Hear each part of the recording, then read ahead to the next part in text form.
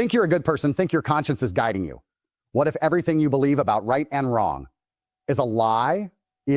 Today, I'm going to expose the truth about your conscience, the one no one else will tell you, and show you how most people are living their entire lives trapped in an illusion. Stay with me, because once you see this, nothing will ever control your decisions again. Most people walk around thinking they are good. They pat themselves on the back for doing the right thing, feeling morally superior when they follow the rules or avoid what society has labeled as a wrong. But here's the brutal truth. What you call your conscience, that inner voice guiding you, is not actually yours. It's a construct, a script written long before you even understood the world. From the day you were born, every piece of advice, every rule, every punishment and reward has been shaping what you feel is right or wrong. You were told to say a thank you, to not take what isn't yours, to feel bad when you hurt someone else. On the surface, that seems moral. But underneath, much of what you feel as guilt, shame, or righteousness is simply programmed behavior designed to make you fit into someone else's world. Think about it. How often do you make decisions that feel right, only to later realize you were thinking about what others would think? How often do you avoid inaction not because it's genuinely wrong, but because you're scared of judgment, of being labeled a failure, a sinner, a bad person?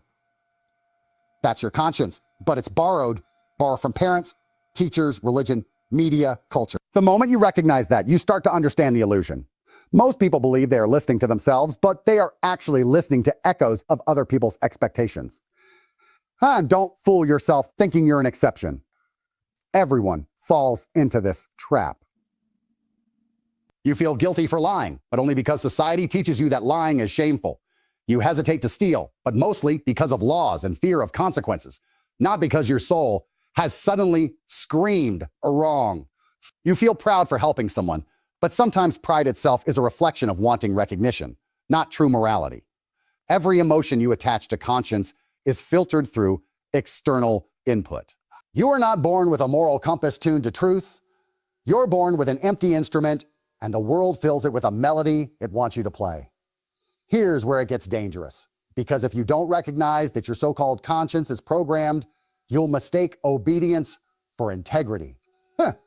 You'll believe you are making independent, moral decisions when in fact you're just following instructions. That's why so many people live lives they don't control. They wake up, follow rules, chase approval, feel guilt for imagined failures, and die thinking they were good at people, never questioning who programmed that goodness in the first place. The worst part? This illusion creates fear disguised as morality. You stop yourself from chasing opportunities, taking risks, or challenging norms because your conscience whispers, this is wrong, even when it isn't. You don't realize you're listening to a recording, a playback of everyone else's voice telling you what to feel. That's why people live mediocre lives, trapped in invisible chains. They're moral according to society, but morally asleep according to themselves. Breaking free from this begins with understanding that your conscience is not an automatic truth. It's a tool, a filter, and sometimes a weapon. Once you recognize that most of your immoral reactions are learned, not innate, you can start questioning them. Ask yourself, why do I feel guilty? Is this truly my belief, or am I afraid of judgment? Am I acting out of real principle, or am I playing a role written for me long ago? This self-inquiry is uncomfortable because it strips away the comfort of certainty, but it's necessary. Real moral clarity doesn't come from following instructions. It comes from evaluating and choosing for yourself. Here's the reality Andrew Tate would not sugarcoat. The world doesn't care about your conscience. Anyone else. People will praise you when it suits them, condemn you when it doesn't, and manipulate your guilt for their gain. If you are blindly following an inherited sense of right and wrong, you're handing over control of your life. Your conscience should be a compass, not a leash. And right now, most people are chained, thinking they're free. So the first step in mastering your life is recognizing the illusion. Understand that your conscience, as you perceive it, is often just programming. Once you see that, you can start rebuilding it, tuning it to your own principles, your own logic, and your own understanding of the world. Only then do you act with true moral awareness, not just conditioned obedience. Only then do you know what it means to be genuinely upright, not in the eyes of others, but in the eyes of yourself. Once you understand this, everything changes. Fear, guilt, and shame lose their grip. You stop apologizing for thinking differently. You stop living according to rules you never questioned. You stop pretending to be good according to someone else's definition and start living as a genuinely free human being. This is the power of recognizing the illusion of conscience, the realization that morality is yours to define, not theirs to dictate. Here's the truth. Nobody tells you about decision-making. It's messy, complicated, and most of the time, completely hijacked by things you don't even notice. You like to tell yourself, I feel guilty, so I must have done something wrong. But in reality, what you call guilt is usually not your conscience at work. It's external pressure masquerading as morality. Fear, ego, convenience, these are the invisible chains guiding most of your decisions, not a noble inner voice. Fear is the first thief. Fear of judgment, fear of failure, fear of rejection. You've all felt it. You hesitate to speak your mind, to chase an opportunity, or even to take a risk because your mind whispers, what if you fail? What if they hate you? What if they hate you? What if it backfires? That whisper isn't your morality. It's fear, dressed up as a moral warning. You feel bad, you hesitate, and suddenly you believe you're a being responsible or following your conscience. But that's just your fear taking control, making decisions for you under the disguise of right and wrong.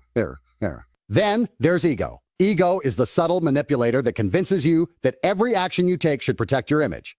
You don't act on what you truly believe is right.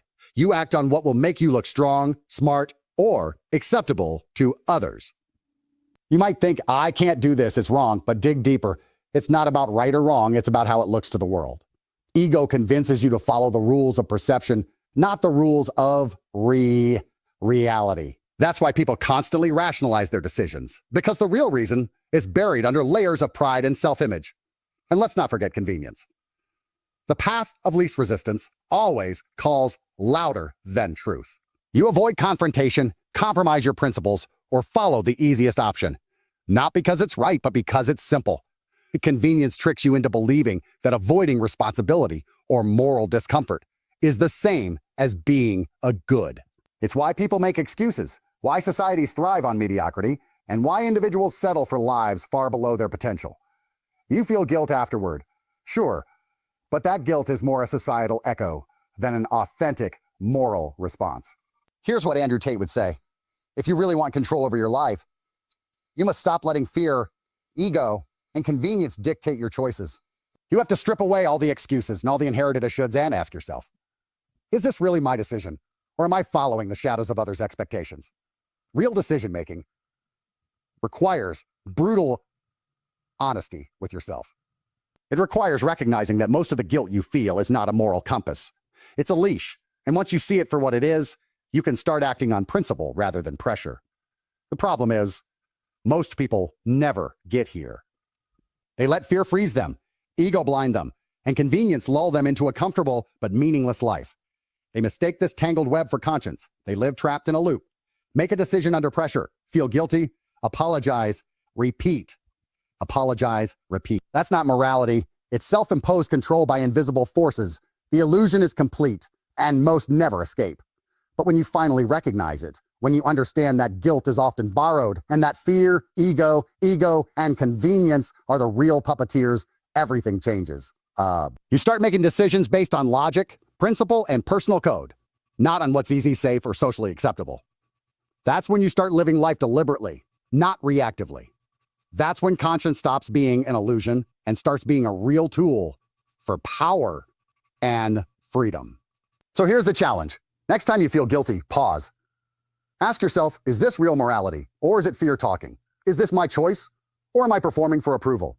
Am I choosing convenience over principle? That pause, that brutal self-check, is where freedom begins. That's where you start breaking the chains of illusion and finally owning your life. Because here's the final, uncomfortable truth. The world doesn't care about your guilt. It doesn't care if your conscience feels conflicted. What matters is action. What matters is clarity. The sooner you see that your conscience has been manipulated by fear, ego, and convenience, the sooner you start living on your own terms, not theirs. And once you do, there's nothing the world can hold over you. Here's the truth. Most people don't want to admit. The world is full of moral actors. People perform goodness like it's a role in a play, wearing the mask of virtue when eyes are on them, only to reveal a completely different person when no one is watching.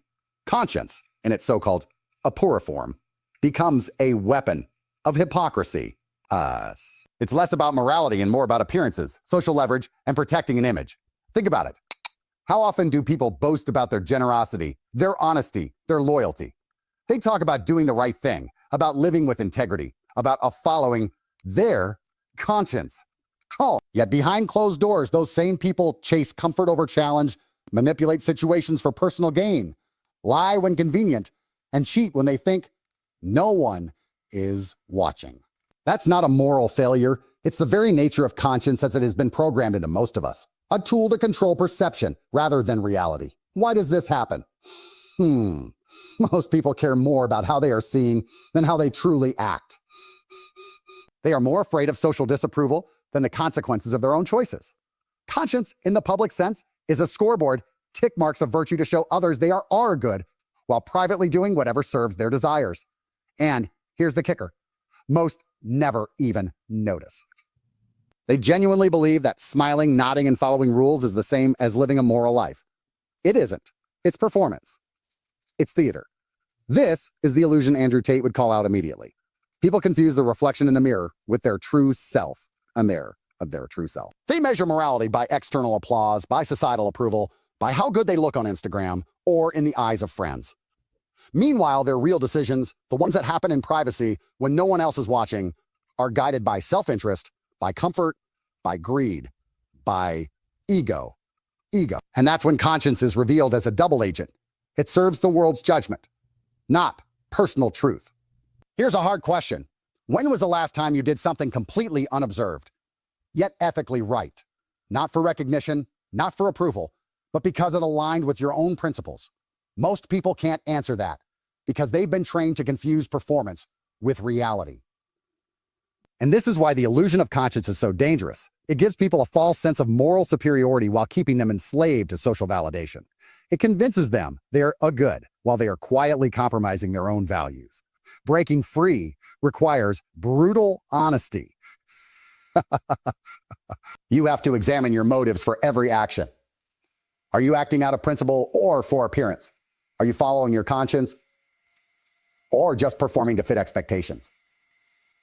Once you start recognizing this pattern, you'll see hypocrisy everywhere, not just in others, but in yourself. And that's not a weakness.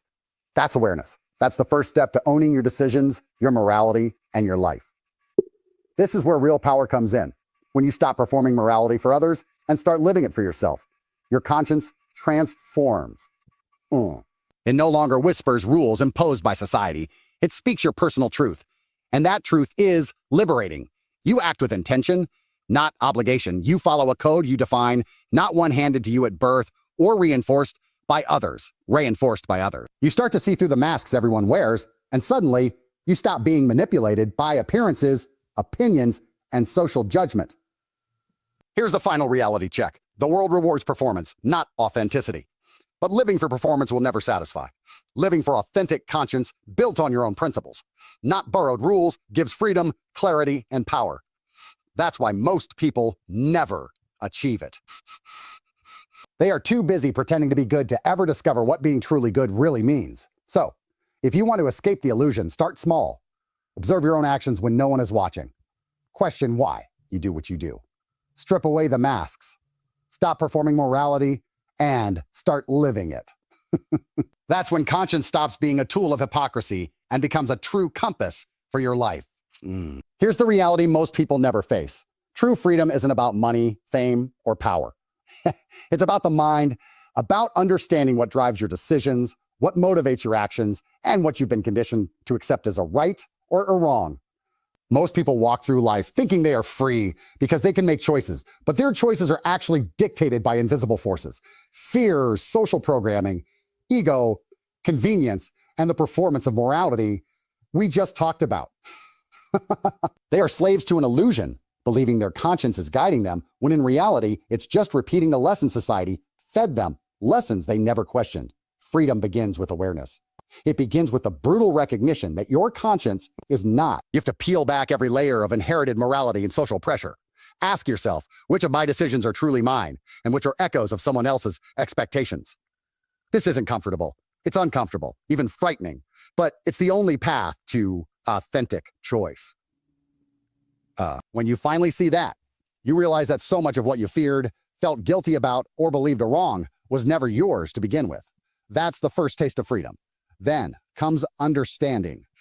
You start to differentiate between moral reasoning that comes from your own logic, your own values, your own principles, and the fake morality fed to you by society. One is a compass that leads to clarity and confidence. The other is a leash that keeps you trapped in mediocrity and fear. And fear. Most people never learn this difference. They act a good or immoral, not because they understand why, but because someone else told them it was right. That's why people live confused, guilty, and unfulfilled lives. They are trapped in illusions, pretending to act from conscience, but really acting from obedience. Here's where real power enters. When you understand this difference, you stop apologizing for thinking differently. You stop letting fear dictate your actions. You stop chasing approval at the expense of integrity. You start acting according to your own principles, not someone else's. That's the point where conscience stops being an external control and becomes a real tool, your personal guide that actually serves you, not society. That's when freedom isn't theoretical. It's practical. You make decisions fearlessly because you know they are yours and not imposed upon you. And let me be clear, this is not about selfishness in the weak sense. It's not about doing whatever you want without regard. It's about aligning your actions with a morality you've built for yourself based on clarity, understanding, and true reasoning. That alignment creates confidence, dominance over circumstance, and freedom that no system, judgment, or external authority can take away. You become untouchable, not because the world bends to you, but because you are no longer bound by illusions. The final truth is simple. Everyone else lives in chains, trapped by guilt, fear, ego, and social expectation. You have the opportunity to break those chains, to rebuild your conscience from the ground up, and to act with authority. That's the illusion destroyed. The understanding that what you once thought was your conscience was just noise, and what you now have is your true compass. That's freedom. That's power. That's living unchained. So the question is, are you going to keep following the programmed conscience, living someone else's morality, or are you going to rise, question everything, and take control of your own moral universe? Because once you do, there's no turning back. You've crossed into real freedom, and nothing the world throws at you can shake you. So let's wrap this up with a truth most people are too scared to face. Your conscience is not automatically yours. It has been programmed, molded, and shaped by society, fear, ego, and convenience. Most people live their entire lives chained by it, believing they are good, while secretly performing, rationalizing, and following rules they never questioned. That stops today. True freedom, true power, comes when you break the illusion. It comes when you question every guilt, every hesitation, every moral rule you were fed, and decide for yourself what is right. When you act on your own principles, not someone else's, you stop being a slave to judgment, to fear, to hypocrisy. You stop living someone else's life and start owning your own. The world doesn't care about your conscience. People won't applaud your morality. They'll manipulate it, test it, exploit it.